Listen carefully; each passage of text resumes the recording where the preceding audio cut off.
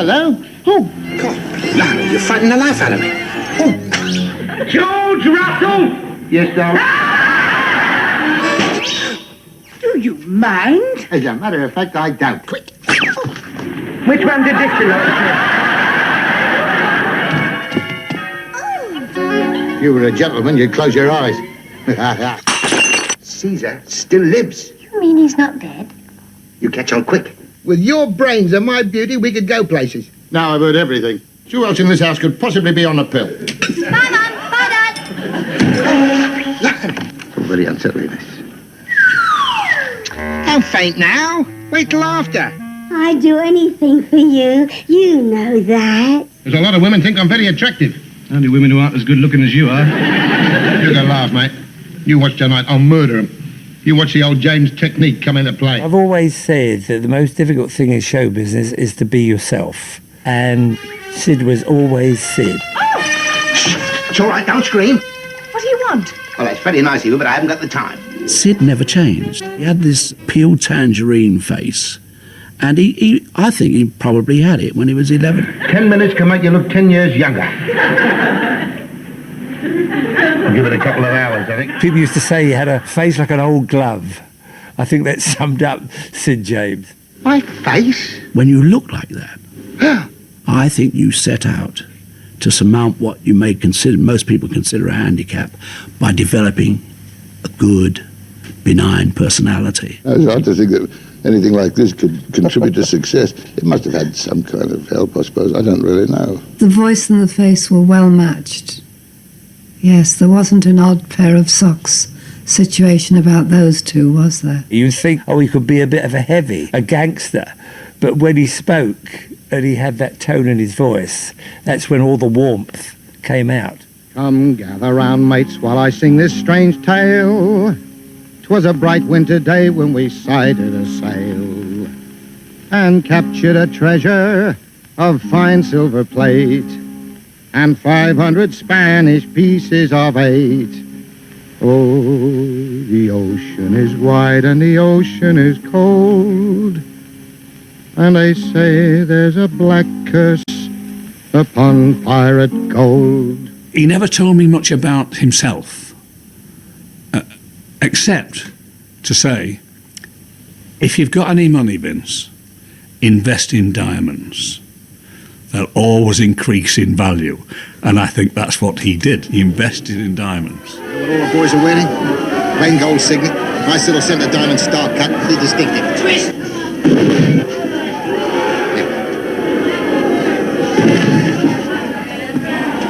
You know something? For you, a tie pin would be nice. I met Sid for the first time doing children's radio in Johannesburg. And he was a lovely chap. He was full of fun, full of laughter. I don't know that he took it too seriously. I think it was just at that time he was actually a hairdresser. He used to come in from his business fed up with the monstrosities, the attitudes of the women he had to deal with, or smiling because they'd tipped him nicely or treated him well or said complimentary things about him. Well, you can't say I haven't worked for it. And then I think he just took the radio as a sort of fun thing to do. Before he became really professional, we had joined the entertainment unit, South African entertainment unit, going out and playing to the troops. Sid was already way up as a lieutenant in charge of a lot of these concert parties and enjoying every minute of it. He loved doing the comedy. He had that comedy in him. Well, the war finished. Everybody wanted to go to England in the profession if you wanted to act. He came like a travelling salesman with a bag of talent and a predetermined plan of how to get the right people to look at his wares and his samples. Sid was a go-getter, and the first thing he did was get himself a publicist and a good agent, and he scored from there. He hadn't been here 6 weeks before he was already doing work in the film studios. What that copper want you for? He was checking on that car you sold me. Yeah? Why didn't you tell me you knocked it off, Johnny? Speak up, big mouth. Somebody near you down the street. Well, why didn't you? I've got to live, ain't I? If I told you it was bent, you'd have done me on the deal. And if it's one thing I hate, it's been done. All I can say is it's a lucky thing for both of us I got rid of it when I did. They got any proof you ever had it? They think the bloke you pinched it from knocked it off. The geezer from Banks' garage? That's right. What makes them think he nicked it? Because he did.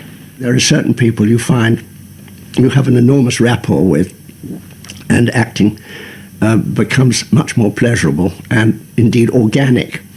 And I had an immediate rapport with Sid. Marvellous, ain't it? You can't trust no one, can you? Take it easy, Johnny. Broach tipped me off about it, so I give it a working over and repainted it, and Broach sold it back to him. You never knew it was the same car till the cops told him. That's what they call poetic justice, see? There was something about Sid. He was a natural. And if you look at some of those early films, he's surrounded by British actors who are playing Cockney characters. But Sid was much more at home with both the intonation and the vocabulary and the accent of London than any of them. What makes you so anxious suddenly about my health? I'd like to see my boys going stale. Stay on my foot. I'm just giving you a week off, that's all. Look, when I want time, I'll take it. Either I ride when I like or I don't ride at all, see? That's what you said. We'd like you to come and ride for us, Bill. Maybe we can arrange it. Yes? What about his contract? Well, what about it? I'm captain of the Ilford team, and I'm asking you. If you don't want him to ride for you... Look, I'm manager of this team, and I'm telling you. He rides when I say and how I say and where I say. Otherwise, he doesn't ride at all. There was a tremendous subtlety and sensitivity to his acting, too. And he, in a film called The Small Back Room, there's a scene in a pub run by Sid with David Farrow. And Sid is being very considerate. How's the foot? Which one? The tin one. I saw you kicking at it just now. Well, I've got to do something. I can't take it off in here, can I? No more whiskey for you, Mr. Rice. Not in my bar. He'd never appeared to be acting. And to act without appearing to be acting is an enormous skill. You can see that David Farrow is an actor playing drunk, whereas Sid is a publican. Ask one, Mr. Rice. What do you mean, Naxi? I mean that I like you and Miss Susan too much to let you get stinking in my bar. That's a Miss Susan. And that's you, Naxi. Too important. Anyone ever give you a thickier, Naxi? Not without paying cash for it. He's a great thief, Sid. He stole so many scenes from so many actors. It's little wonder that he wasn't given bigger parts in those early days, because he was a lot better than anybody else around. Officers only. Anyway, we're full up. I booked in earlier, Major Harvey. What number? 528. Harvey. That's right. Too late for a meal, of course. Kitchen closed 10 o'clock. No chance of a drink. Bar closed 10:30. You haven't got an evening paper. You have to order one. Thanks. Did you want it to read? That was the idea. You can borrow mine if I get it back. Thanks. I'll take good care of it. Not that it's worth reading. Load of rubbish. Believe anything, some people. He had created a character that you remembered. I mean, long after he vanished from the screen, he still lingered in your mind. And what is more, you wanted to know more about that man. You know, it would have been very interesting if the film had been able to follow him home and see where he lived and how he got on with his family. It takes real acting to do something like that, and Sid was capable of that, often. I never want to know a thing about nobody. Not even when I pick 'em up. Halfway to Aberdeen, asking for some town I never even heard of. I'll never get there before tomorrow. I think we'll have to drop you off just after we get to Perth. That'll be just after we pass that police checkpoint. But I don't think any of us three ought to worry about that. Do you, Harold? Too true, Perce. My yes man. Ever been inside? No. I have. Nobody ever questioned it. Nobody said, how come a geezer from Johannesburg can talk like that? What, you mate? I know he did have a big thing about Max Miller, and there is a kinship there if you look at it. As a matter of fact, if you see an early film of J.B. Priestley's, I think it's called The Good Companions, Max Miller gives a performance in it that Sid James could have given, and there'd be little to choose between the two of them. Hello, who are you? Sheldon Hunterman. Who are they? Never heard of them. No. Sorry. They're the biggest music publishing company in the world, and I'm their star traveller. Well, thanks very much. No, don't go. It's all right. I don't want to sell you anything. Thank God for I was that. in your show last night, and I heard from some of your numbers, and they're pretty wonderful numbers. I'm glad you think And so. I think with your personality and my brains, we should make a lot of money. Simply dissolve one of these tablets in water, and you have luxury at its lowest price. Not just another detergent, oh no. It now becomes a 3-in-1 oil that leaves no grease. The car polish that cleans as it shines. A garden pest killer that fertilizes at the same time. You should ask £50. £50. And then try and get it. It's another joke. If he offers you a tenner, I should take it. Like Max, he epitomised the true traditions of burlesque. Sid can be aligned with people like Phil Silvers in America. In fact, Sid was one of the few people I know could have played Bilko. Your Majesty, here's the proposition. You are on television, seated in a beautiful baronial hall. A butler pours you a glass of Royal Crown whiskey, and with that natural, majestic charm of yours, you say a few words and drink. I'm to advertise whiskey? I know it's beneath your dignity, Your Majesty, but there's $50,000 in there. If you don't want the money, you can give it to charity. Personally, I think it's most distasteful. Okay, King, you're the doctor. About the payment of this money, when... I'm signing the contract. Jaumier, attend to that matter at once. Yes, sir. Then it's a deal? Great! In with me every week, Mr. Sidney James, my friend, agent, confidant, and owner. How you do? Well, I hope you like the shows. As he told you, I'm his best friend. But if during the course of the series you find that you like me better than him, don't hesitate to write in and say so, because I'm off to show me own. We wanted someone to play a sort of a dubious bloke who used to get Hancock into scrapes every week. Such as me? Who are you? He said, we don't know his name. So we had to wait for the film to creep around somewhere, and we found it in a little cinema in Notting Hill Gate, and we went to see it, Lavender Hill Mob, and waited for the credits to come up. It's Sidney James, burglar. That's it. There are some cuttings if you'd like to see them. How long have you been here? Just long enough to hide when I heard you coming in. Thought I'd been taken for a mug. Me. What's the job? When we first cast Sid in Hancock's Halfway, it was a radio show. And he came in to meet Hancock and Ray and myself, and he said, I'm not sure whether I'm right for this. I don't think I can do it. We said, why not? He said, well, I've never done radio. He said, I'm frightened of it. I said, nothing to it. All you've got to do is read it. So he'd go to the microphone, and he'd have the script up there, and his hat down there. The audience couldn't see his face at all. He'd be shaking. And after about 2 or 3 shows, of course, when he realised what a piece of cake it was, the hat went. The script was down there, the staples are out, just like he'd been doing it all his life. How would you like an almost brand new saloon? Where is it? Anybody about? No. Come into my shed. There she is, over in the corner. What, that big black one? Yes, just come in today. Oh, Tony, what a lovely car. It's just what you want. Yeah, looks almost brand new. Yeah, just one small point. What? What's your mechanic taking the number plates off for? What? The relationship between he and Tony was he was always trying to con Tony. It was your idea to buy a car off Sidney James. Well, how was I to know he'd sell you a stolen police car? Sometimes he'd win, sometimes he'd lose. There was Sid the gambler. Only 7 draws and he's got 'em all. Want to go? This could be the biggest win in history. Here we are, son. Take it easy. Here, put your feet up. Put them up there. That's it. Make yourself comfy. I'll make you a nice hot cup of tea. Relax. Your old pal Sid is here to look after you. Hello. The vultures are on the move. Take it nice and easy now. Don't worry about a thing. You know what they say? A trouble shared is a trouble halved. You want to share my troubles, and you're not going to. Not a penny. I'm having the lot. How many relations have you got? I've got hundreds of them. And how much do you think you're going to have left when they find out? They won't find out. I put my little cross in the square. No publicity. And for a third share, I won't tell them either. The way they balanced each other was quite wonderful. Because one was the sort of Walter Mitty airy-fairy number, and the other one was the solid, down-to-earth, now come on, let's see what we're going to do. I'm finished. I can't face the world anymore. Hemingway, I can't face the future of a broken, ruined man. Don't let's be hasty about this, boy. Now remember, you're going to be gone.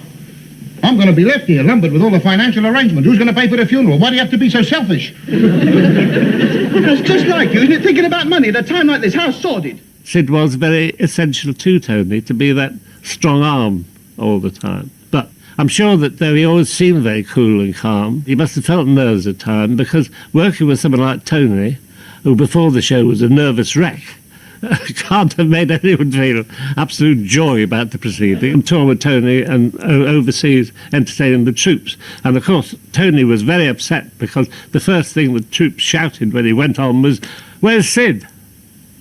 Not very popular with Tony. Tony said that he didn't feel that it was he as a comedian anymore. He thought they were a double act. And he didn't like to be a double act. He felt that that wasn't the way he wanted to go. We're still friends then? Yeah, we're friends. Yeah. I mean, you appreciate my position. I shouldn't think Sid ever got over the hurt. I mean, Sid really was desperately hurt. I don't hold grudges. A quick punch up the uter and it's all over. When I said the Hancock series was never the same after you left, to his everlasting credit, he said to me, "Did you see The Blood Donor? Did you see the one in the lift? The Bowmans? Did you see any of those? Because I wasn't in any of them." And they are the classics that people remember of Hancock. So Sid was pretty generous about Tony's talent. I find myself pinching Hancock's timing very often. You learn every time you work with somebody. You even learn from bad ones. Hancock was a great influence, wasn't he? Oh, he was tremendous. Yeah, he was tremendous. He was just about the greatest, there ever was. I think he was less enamoured of his, selfishness, I think is the word, yeah. Selfishness. Tony didn't do it the right way. He didn't tell Sid. He just did it through the BBC. Only happened to me. Oh, well, what's the good of complaining? Money isn't everything. So what happened subsequently was that the BBC, whoever the BBC may be, I think they had people that cared in those days. So someone who cared said to Sid, "Look, don't be upset. We'll give you your own series." And so they gave him Citizen James. That's the lunch you're going to buy me, is it? A salt beef sandwich and a pickled cucumber. Ah, it's only temporary. One of these days I'll come up with a big deal and we'll be eating at the Ritz. Yeah, the day they start selling salt beef sandwiches. Oh, look, Sid. Why can't we go to that little French restaurant in Greek Street? They do a lovely menu there, real elegant. Yeah, so are the prices. I'll pay for it. What are you trying to do? Take my pride away from me? I'll probably have to pay for the salt beef sandwich, so what's the odds? It's not a principle of the thing at all. It's the money. Salt beef sandwiches are cheaper. He was just sort of the other side of being criminal, really. But he was into betting and borrowing money from me and not giving it back. And I trusted him with £250 in one episode for him to go and bank. And he didn't. He gambled it. So he was always sailing near the wind. I'm not going to spend any of it. Well, what are we coming here for, then? Listen, mate, I just want to flash it, that's all. Once Charlie gets one look at this wad, our credit will be good for another 6 months. Yeah, but Sid, we can't possibly... Listen, mate, listen. Banks never lend money to people who need it. Only to people who don't need it. You'll never know it's not mine. Yeah, but listen. One of the first rules of business is you never spend money, you use it. Money's too valuable to spend. You just get hold of enough to show to somebody else, to persuade them to give you some of theirs so that you don't have to spend what you showed them in the first place. What do you do with that? You add it to what you've already borrowed, show it to somebody else and borrow twice as much from them. And before you know where you are, you've built a great, ugly block of flats in Piccadilly Circus. Tony needed Sid more than Sid needed Tony, because Sid went on to wonderful victories in his profession.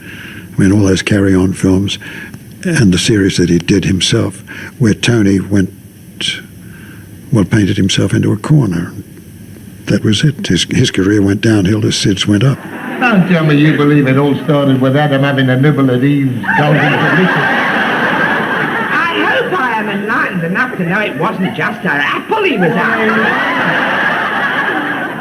See, I'm telling you, it's allegorical. It's been proved. We all come from monkeys. Oh, you haven't come very far, have you? We then had a meeting to think of another idea for Sid. And I said, he's married with a wife and family. And everybody said, "Oh, no, we can't do that." And Sid's agent said, "Sid can't do that. He's got this reputation as a bird puller." I said, with all due respects, look at Sid. He's getting older. He'll come across as a dirty old man if we're not careful. And to his credit, Sid immediately said, "Vince is right." You rely so much on your writers. So much. Without your writers, you're gone. A new Sid James was born. He still had the old qualities of the old Sid James, but more identifiable. He was a family man. He was a harassed father.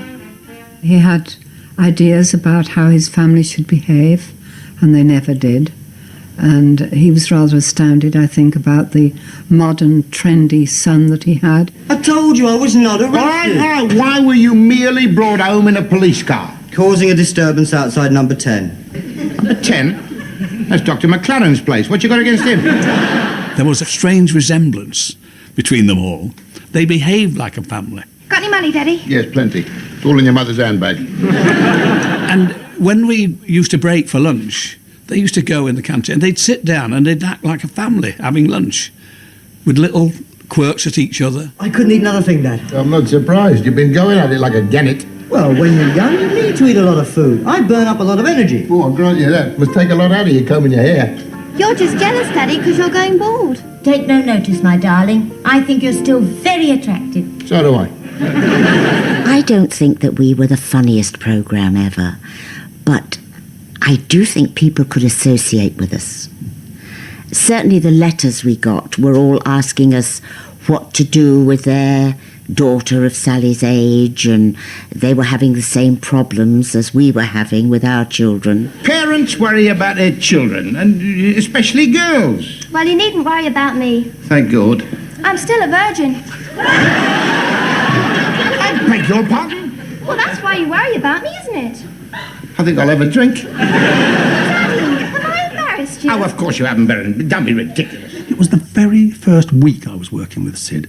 I took him on one side and I said, Sid, there's something missing from this. The lines are funny, the situation is funny, but something is missing. And he looked at me and he said, only had to say it once, and he never said it again for the next 6 years.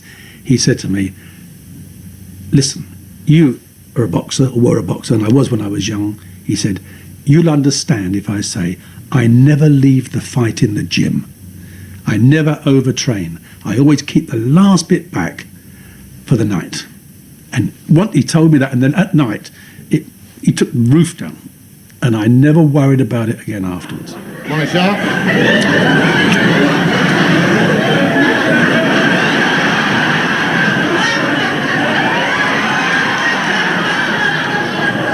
Before you go berserk, Sid. Yes?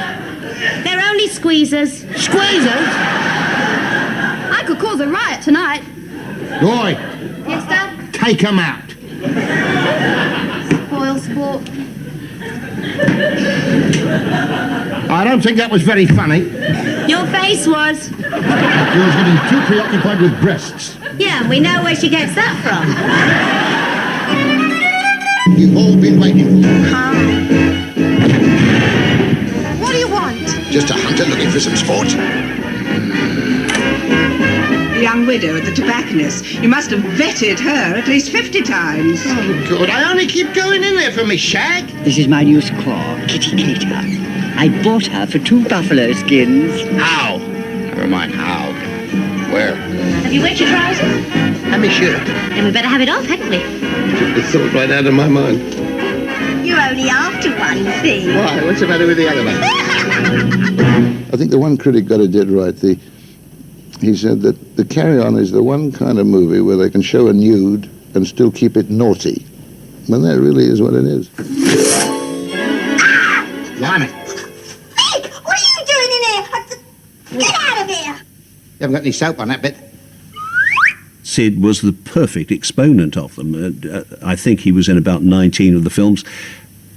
The ones he wasn't in were not as good as the ones he was in. Praise where praise is due. He was nearly always the leader of the cast, the head of the cast. They all came under the title, you notice. I wouldn't let anybody go above the title, because the star of the film, to my mind, was the 2 words, carry on. In his shoes, I do exactly the same thing. He said, I don't care if it's 2 lines or 20 lines. I just want to be in it. I'm a worker.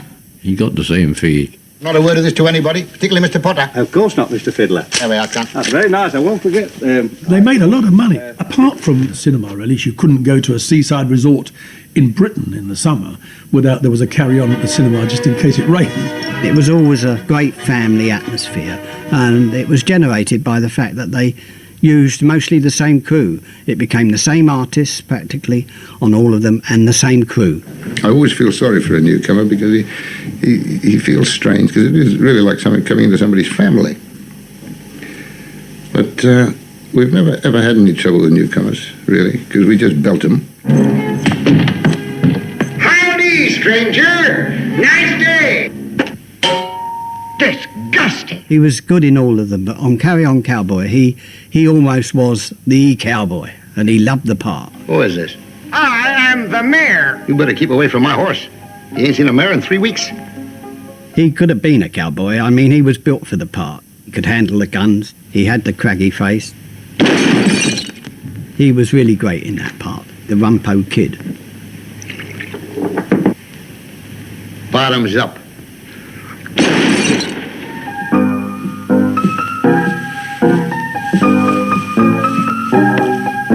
I'll just take that gun of yours, cowboy. What for? I don't allow no shooting at my place. Lady, I wouldn't dream of shooting at your place. I'm not afraid to use this, you know. My, but you got a big one. I'm from Texas, ma'am. We all got big ones down there. My favourite, I suppose maybe it's everybody's favourite, is Carry On Cleo. And from that too, there is one scene that I will never forget, and that is Sid getting up, exhausted, knackered, from Cleopatra's couch and saying, "Poor, oh poor, oh poor." Which, as any schoolboy knows, means boy. Oh boy. Oh boy. Nobody but Sid could get away with speaking Latin in a Carry On film, but it was wonderful. Because I'm not strictly a comic. I'm not a comic at all. These other blokes are comedians. I'm more of a sort of reactor. Sid's laugh was totally infectious and totally genuine. Certainly. Laughing is not easy in the cinema. If you think of films of Errol Flynn films when he's Robin Hood or The Seahawk and he slaps his thigh and guffaws, you know perfectly well, watching him do it, that the director said, "Hang on, Errol, this is the bit where you laugh." So Errol does it, slaps his thigh and ho, ho, ho's, and it's phony. But with Sid, the laughter always seemed to be utterly genuine. And the result of that was that you laughed with him. Oh, sense of humour, eh? Well, that's good. You need that in this job. Sid's attitude to the Carry On films was, it was a job. And people who messed around in those circumstances got very short shrift from Sid. Very short shrift. There were certainly 4 or 5 of the top people who Sid had no time for. Who's done this about? Kenneth lived in a slightly surreal world, and Sid lived in a very realistic one. I'm going to find out what makes you tick. Tick, sir? Psychologically speaking. I don't understand you. Well, that makes us even, because I don't understand you. I never saw a row between them, because I worked in several films with both of them. But they were obviously very different people. I'll do him one of these days. He didn't tolerate fools. And he'd come out with his favourite saying of, "Oh, they get on my tits." Oh, that's nice, isn't it? They used to petrify all actors by saying when we were doing a recording that it was so expensive to cut the tape. And they used to put fear and trembling into us that we must get it right every time. Except Sid, who if we'd done one take not as well as we could have done it, he just said, "Oh," and they had to cut it. I'm in the mood for using the right words this morning.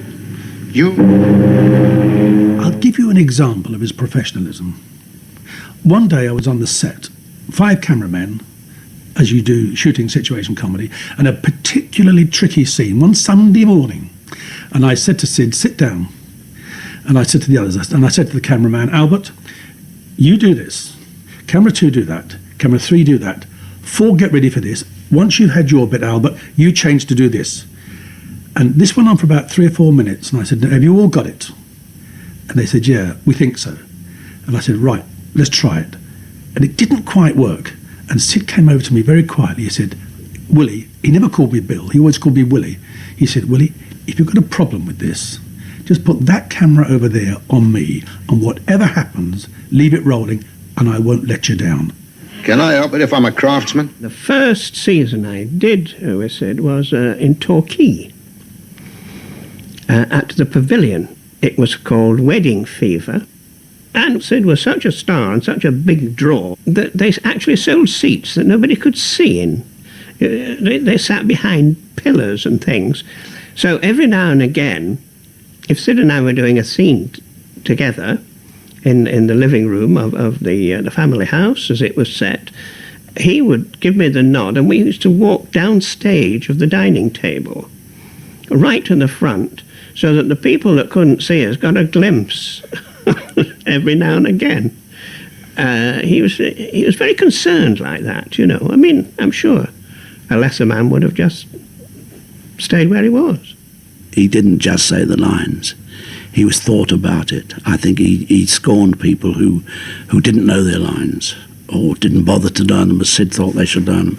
He had that. Above all, of course, he had this unique versatility. You want a bit of glamour? Gene Kelly. Everybody loves the baby and it might as well be Kelly. Gene Kelly, mark my word.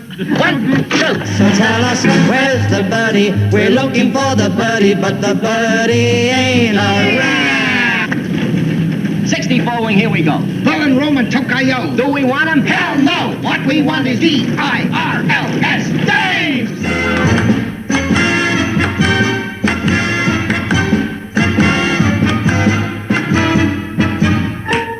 In those fancy ballet tights, I'd look quite a sight. Imagine me with combinations on.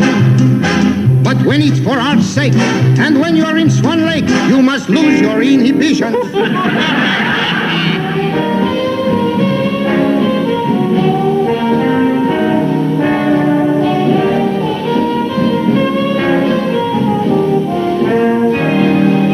I haven't seen anything so funny for years. There is nothing like a day, nothing in the world.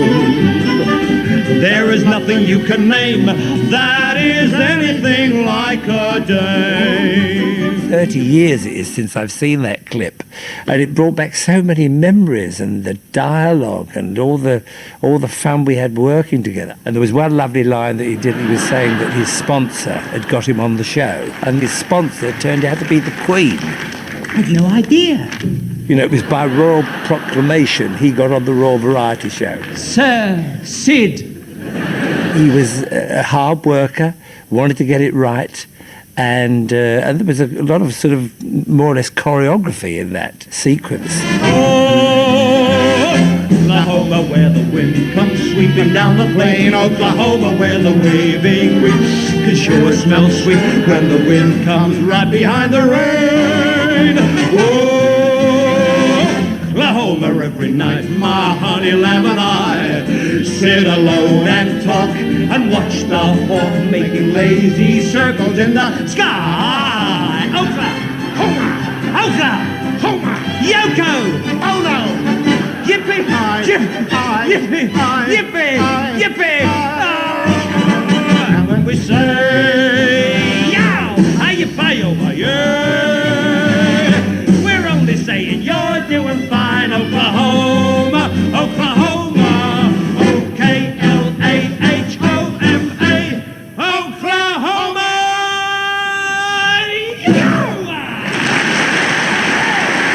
Eat, drink, be merry. Tomorrow we snuff it.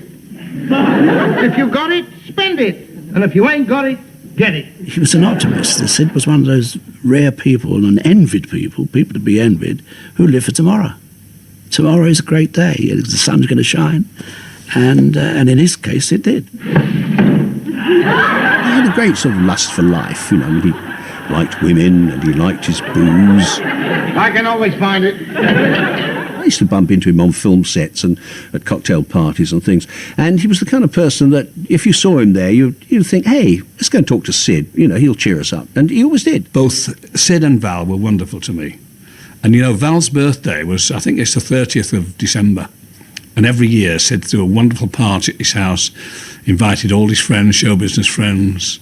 And I can see him now, Sid, standing behind the bar, dispensing the drinks, you know, laughing, chuckling. They had this lovely house, but this huge field by the side of it, and a whole gang of us, Sean Connery, Stanley Baker, Ronnie Carroll, Glenn Mason, probably Jimmy Tarbuck, and the whole gang of us went to his house, and we'd all been playing that day, and we got in the house having a few drinks, and then somebody started betting against somebody else about he could play this shot better than him, and then Sid suggested that we put all the headlights on the cars onto his field, and that's what we did. We had a golf tournament on Sid James's field.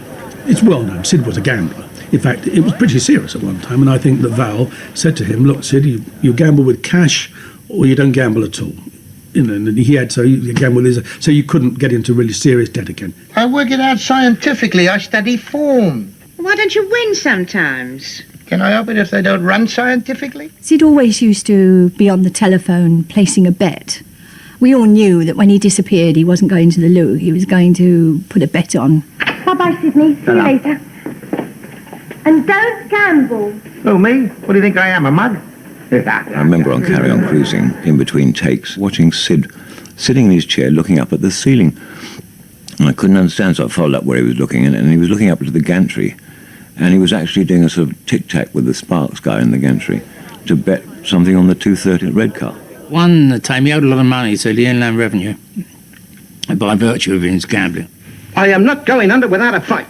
He was offered a part in a film called Trapeze, American film being made in Europe with Burt Lancaster, I think, Tony Curtis and Gina Lollobrigida. A big, big film. And Sid was offered a great deal of money to play in it. The part was that of a snake charmer. To me, you don't look like a snake lover. Now, Sid had a pathological hatred of snakes. He couldn't stand being with them or looking at them or anything to do with them. But the Inland Revenue said to him, look, if you do this film with all this money, you pay it to us, we'll give you £100 a week pocket money, and the debt's wiped out. Want to buy a snake act? 3 of the sweetest performers that ever circled a torso. He's got just the bill for it, hasn't he, Shorty? So Sid thought about that, and he said, right, I'm on. Sure, you said you'd find a buyer. I find no buyer. Everybody knows this snake killed your brother doing exactly what he's doing now. She's only a bit high-spirited, that's all. To keep her warm, it's quite safe. My brother let her get cold. You never dreamed that he had anything but the greatest affection for this snake. That's acting for you. Yes, well, either you've got it or you haven't. And you've definitely got to come here. He was one of the boys. I think this is part of the secret of his success with ladies. You know, Sidney, sometimes you're so rough and earthy. I'm delighted to say.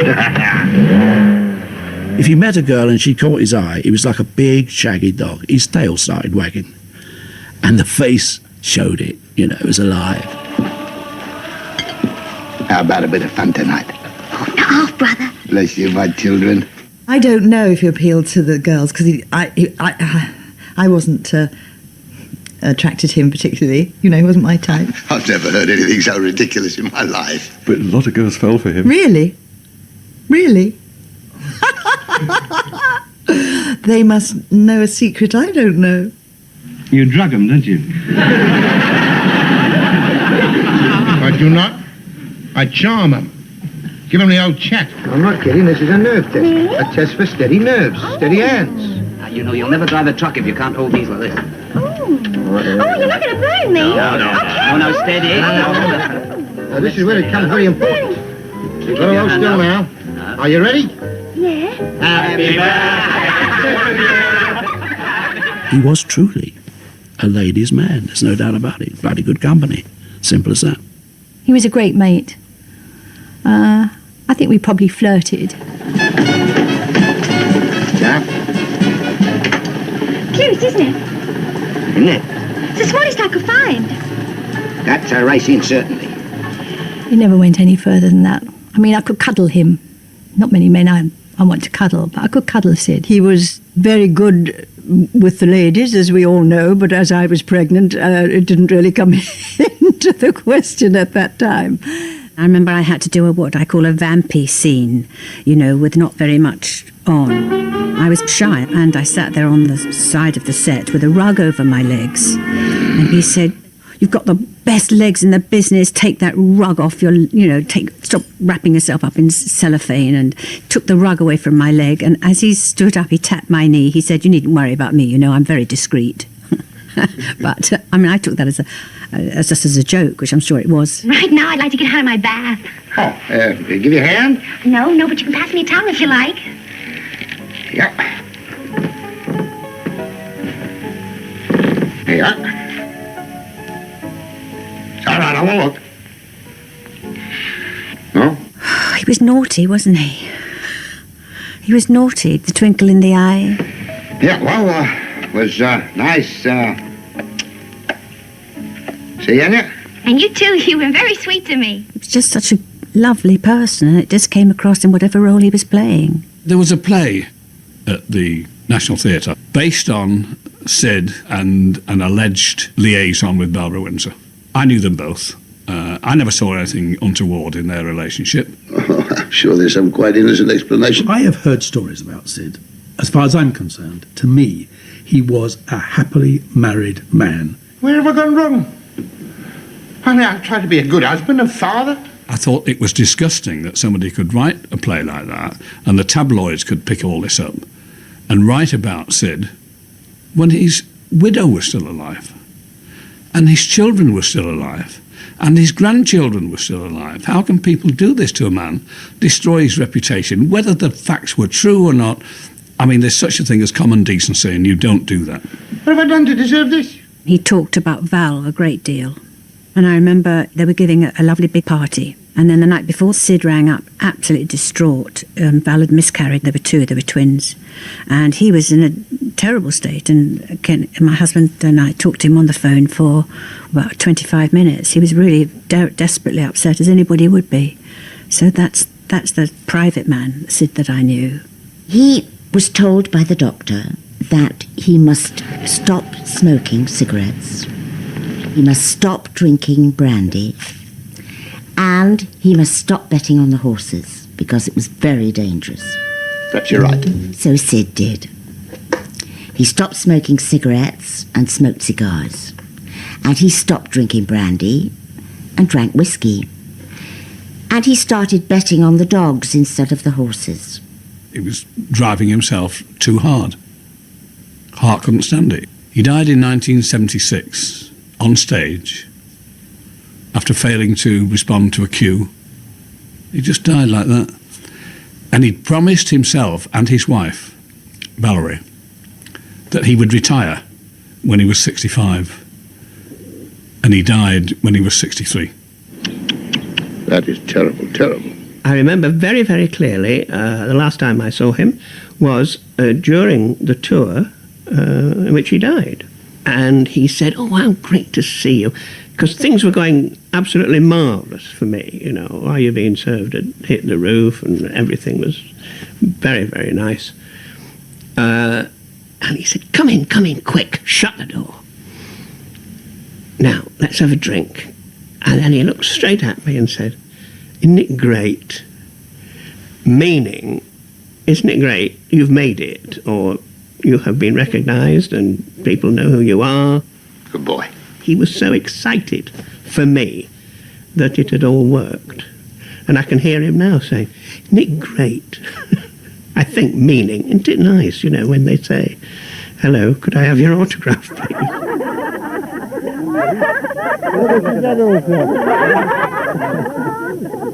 Find some funny places. That's what happens when you start pointing. The reason Sid struck a chord with the British public was because of his ordinariness, or what they thought was his ordinariness. Because he wasn't actually an ordinary man, really. He was a very complicated man. He wasn't always quite certain whether acting was a serious job for a man, for a grown-up chap. And although he was good at it, and he took it seriously, I'm not quite sure if he was... It wasn't a square peg in a round hole. I think more like a 50-pence piece, you know, that fits into a round hole but only touches around. I think that was true of Sid as an actor. See what I mean? He seemed to be everybody's friend, everybody's next-door neighbour. Definitely had no sell-by date. Do you know what I mean? If Sid had been alive today, he'd still be working and making people laugh. He'd make a bleeding good landlord of the boozer in EastEnders. It'd be fantastic, wouldn't it? How about the other half? Eh? Another one of those. Oh, Tar. Have you got a large one? I've had no complaints so far. He was the sun in the morning and a romantic in the moonlight at night. That was Sid. And thinking of that, the sun, he'd make a very good face on that sun in the Teletubbies. If you could think of that Sid James face looking down on those funny things, it would be the perfect face. The baby's lovely, but Sid would have been just that. You couldn't miss him, could you? You miss him now, but I mean, you could never miss him when he was around. He always stood out. Oh, ho, ho, Bermondsey, that's home to me. I'm longing for the moment when I shall see the happy, laughing, razor-slashed faces of the people I love. Back home in Bermondsey, It's kinda rough. I wanna be, It's kinda big because the smuggled booze they've got is practically free. And how I miss the smell of the gasworks and the people I love.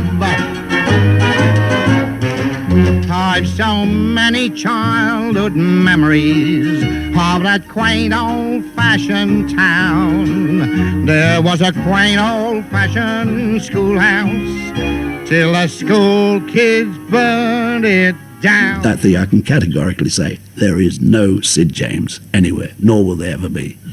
He was a one-off. Oh, Clemency, oh, Napoli, it's all the same to you and me, and that's where we would like to be, as long as we can go and see the happy, laughing, raised and glad faces of the people we love.